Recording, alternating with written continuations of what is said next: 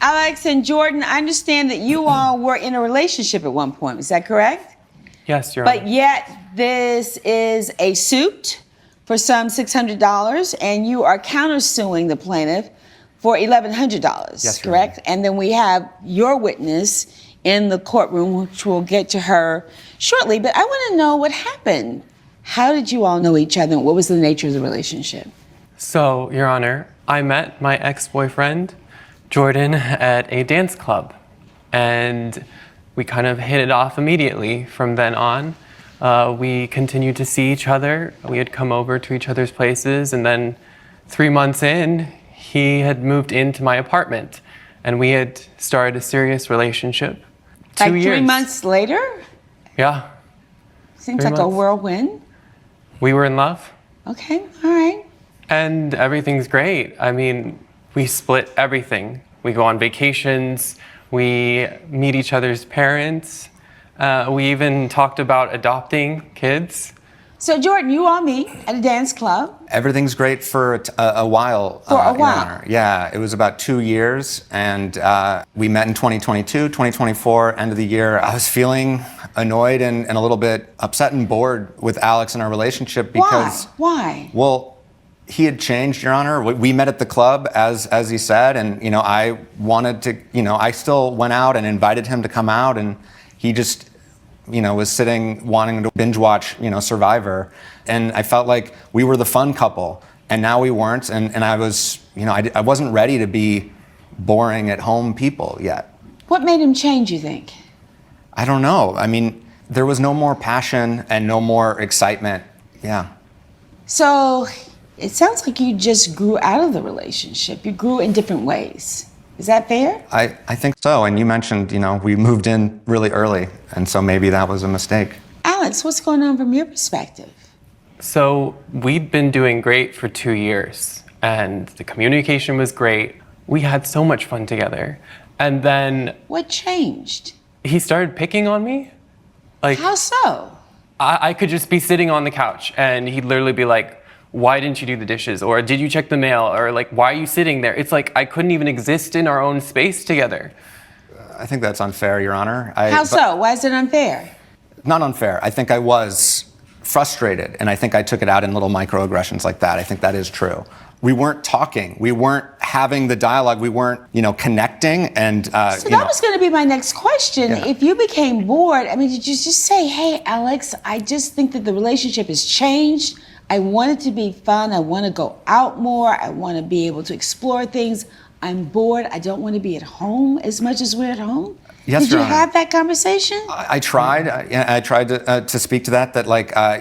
This isn't working, and I was concerned and worried that this was how it was going to be forever. Oh. It's hard to have that conversation, Your Honor, and So at some point, though, it got to be a breaking point. Because obviously it did, because you wouldn't be on opposite sides of my courtroom suing each other, correct? So there was trouble in paradise for these two, which I feel like the issues that they were addressing were kind of the natural flow of a relationship. People change, they grow, interests change, routines change, and when you're in a relationship with somebody, especially when you're living with them, that's kind of just par for the course. It's kind of silly to assume that someone is going to stay the same forever. If you yourself can't even look back at your life 2 years ago and see how much has changed. Now, I'm not necessarily going to choose sides here, but if I had the choice between going out and staying home and binge watching Survivor, I'd probably pick the Survivor. Actually, that's not true.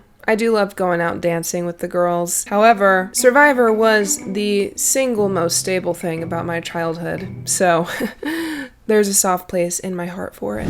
So was there a triggering event? That something happened that just caused you to go your separate ways, Alex?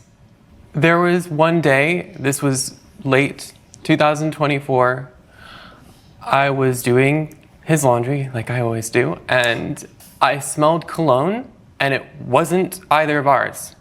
Because Were you seeing somebody else? I was not, but he accused me of that. yeah, because you don't wear that cologne. He wears Dolce, I wear Versace, and this was clearly Dior. Well. Your Honor, When he confronted you, what did you say? I was angry. I was pissed because He accused you of something you say you didn't do. I didn't do, and I mean, why he wants to do the laundry. He's going in, smelling my clothes, and accusing me of an affair just because it smells like a cologne. Because that's what your partner does. They smell each other's clothes, and I helped out. I did more than my share around the house. I didn't ask you to do my laundry. You were trying to find something that wasn't there. This is something you created, and I told you. I'll tell you what I told him. Please. That the clubs that we went to, we used to go together. Those can get very claustrophobic, very crowded. You're basically dancing with the whole club at that point, and someone maybe had Dior. I don't know. You know, it's always, I'd never asked you to do my laundry when it becomes a problem. But when they are doing your laundry, it's great. No complaints. Now that he smelt somebody else's cologne on his boyfriend's clothes, now it's, well, I never asked you to do that. Everybody knows that if you're living with a partner, it's a partnership. You kind of give some, you get some. Sometimes it's a little bit more than your fair share. That's just how relationships work. Of course, you don't have to ask your partner to do your laundry. That's a silly thing to do. But they're gonna do it because they care about you, because they want to make your life easier. At least a good partner would. And now that there is Dolce, wait, he's Dolce, he's Versace, and there was Dolce, Versace, I don't know, Armani Exchange? Giorgio Armani? No, I don't know. But now suddenly that there is trouble in paradise, now it's an issue that he does your laundry, right? But I did. It's not that's not a smoking gun. You know what? This is deeper than cologne. Yeah. Because if you're doing laundry and then you're smelling the laundry, it sounds like maybe you were concerned that he wasn't faithful to you. I mean, come on, let's just talk about this. I mean, were you suspicious and maybe you were looking for something to justify the fact that you all had grown apart? Yeah, I mean, you stopped spending time with me.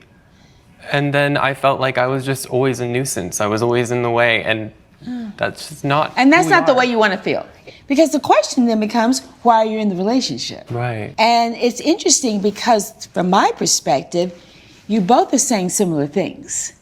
Neither of you felt that this was working for you anymore, right? So now we have the laundry situation. You go, aha, it's somebody else's cologne. Now, you are suing for $600. Why are you suing your ex for $600?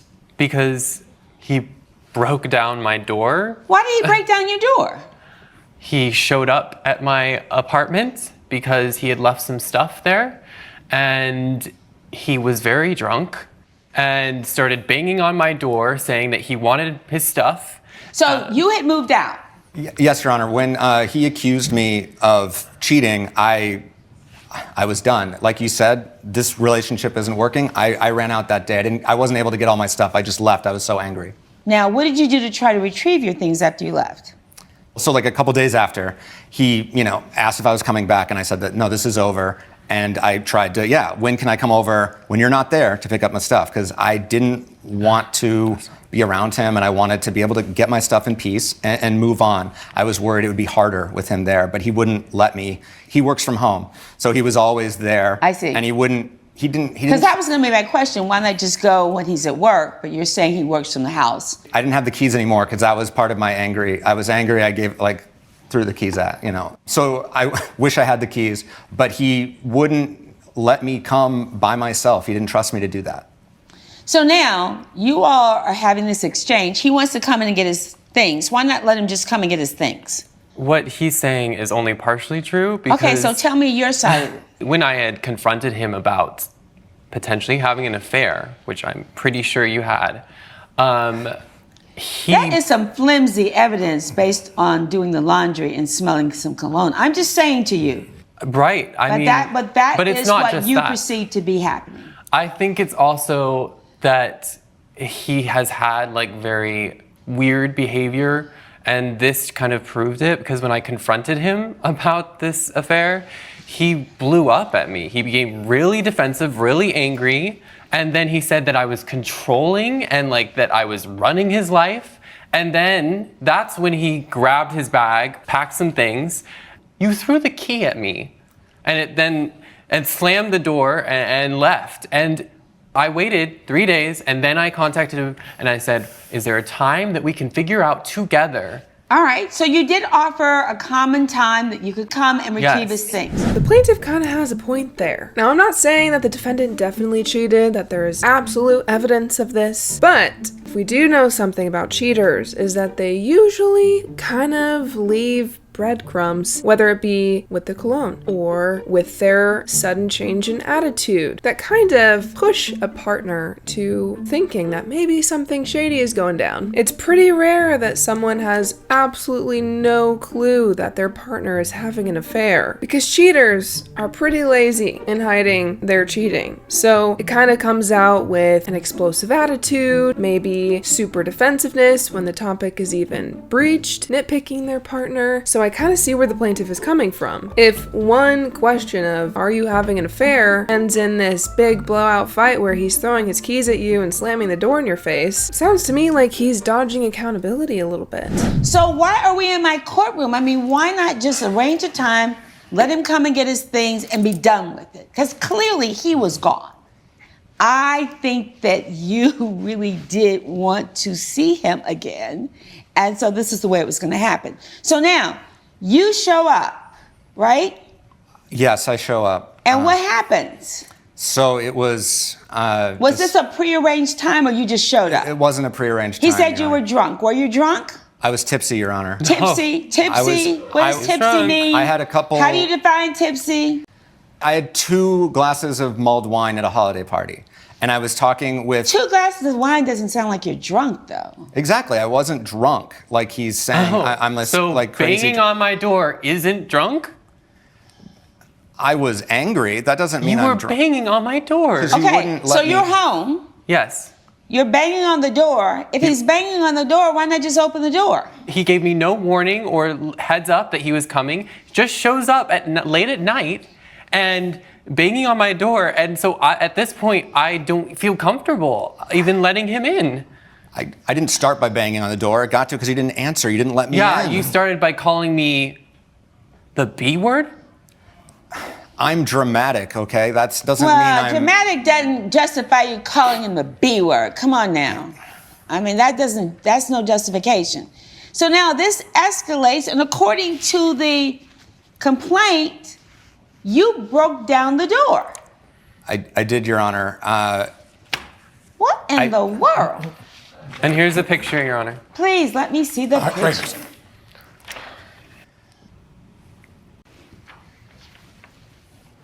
Oh, wait a minute. I mean, this is really, you really used some force on this door. I did because I was scared, Your Honor. Scared for what? Why? I smelled smoke. Buddy, are you sure you weren't having like a stroke or something? Because this door looks like it was taken down by the Wolverine. You could pass for a werewolf. You got the facial hair going for you. But for you busting down the door like that after 2 glasses of mulled wine because you smelled smoke. Okay, so then why did you continue to yell at your ex-partner and call them the B word? Did you bust down the door thinking there was a fire, and then once you realized that there's no fire, you remembered that you were pissed off at him? Like, how does that work? Oh, so now, There wait a was minute. a fire. I You thought there thought- was a fire. You thought it was a fire. Wait a minute. You then break down the door because you thought there was a fire? I smelled smoke, Your Honor. You smell smoke, and you I- were so concerned about his safety. He wasn't being responsive either, and there was. I was calling and talking to you outside through the window. When I mentioned the fire, you didn't say anything, and I remembered the time that we forgot the tamales on the stove, and like when we're stressed off, like we almost burned down that house. I literally told you to leave through my living room window, saying that I would leave the stuff out front of the apartment the next day so that we wouldn't have to confront each other and that you could have your stuff, but you just decided to kick the door open. Your Honor, I'm not making up the smoke. I have a police report that. We have a neighbor. Yes. Come here. Come, please. Please give me some clarity on this situation. Hi, Your Honor. Yeah. Hello. I was cooking, and then I heard all this commotion happen, and I had to check on Alex, and there was the door completely broken down. And I waited with Alex until the police came. And so you called the police. Yes. All right. So now this is what you're saying, $600. This is why you're suing the $600. Whatever happened to your stuff? Did you ever get your stuff? Once I was in, I saw my stuff like in the corner. And I grabbed a couple bags and in my rideshare left with a couple bags, but I didn't get everything, Your Honor. You have a countersuit for $1,100. Yes, that's the thing I didn't get. So it was the neighbor's bad cooking that caused the smell of the smoke. Okay, buddy. I really am struggling to find any kind of empathy for you in this case. From my perspective, the plaintiff dodged a huge bullet with you. And there must have been a bunch of red flags that he was ignoring, because a 2-year-long relationship ending in this, there had to have been signs, okay? First of all, pay for the door. I don't know what you're countersuing for, but if that's the one thing you neglected to retrieve from the house that you broke into, I would call it even. Yeah, this is a custom tiki bar that I bought for us. It was $1,100. I have the receipt. Let me see it. Yeah. What happened to the tiki bar? Well, I sold it, Your Honor. You sold it. How much did you sell it for? Here. Why did you sell it? to get back at me. Because you owed me the money for the door. He wasn't going to send me the money. He didn't respond to my text asking him to send the $850 it cost. And here I have this, how much it cost for the door. And my landlord charged me. Let me see that. If you had let me How much did you sell the tiki bar for? I'm going to rule on this case. How much did you sell it for? I sold it for $250. That was as high as I could go. much? $250. It was $1,100, Your Honor, and that's a nice tiki bar. It has sentimental value as well. We traveled in Hawaii together. That's when we fell in love. Oh, so this is how you came up with the $600. Okay, I'm not gonna lie, I'm starting to understand the anger.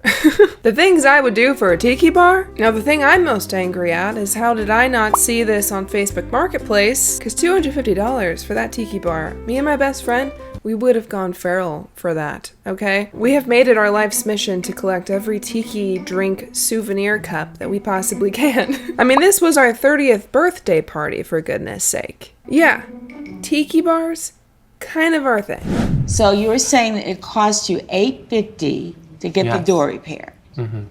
And you sold the tiki bar for $250. Yes. Therefore, you're suing him for $600. Right, that is the remaining balance that he owes me. The tiki bar belonged to who? It was literally the only thing I owned in that apartment because he had all the furniture when I moved in. So that was mine. Right, but it balanced out because we both use a TV, we both use the shared spaces and But furniture and everything. He knew that that was something that I wanted. I said before I left that night, I'm coming back with my Jeep to pick up the tiki bar. Oh, 'Cause that's weird because you didn't ever reply to my messages. So it kind of feels like you didn't communicate, and therefore I sold the tiki bar. Do I think that you sold the tiki bar for too little money? Yes, you did. This man has left you. You think he's cheated on you. This is a mess. Are you going to get $1,100 for your countersuit? Absolutely not. There was damage to this door that you caused. I am going to then just call this a wash. You shouldn't have sold the tiki bar.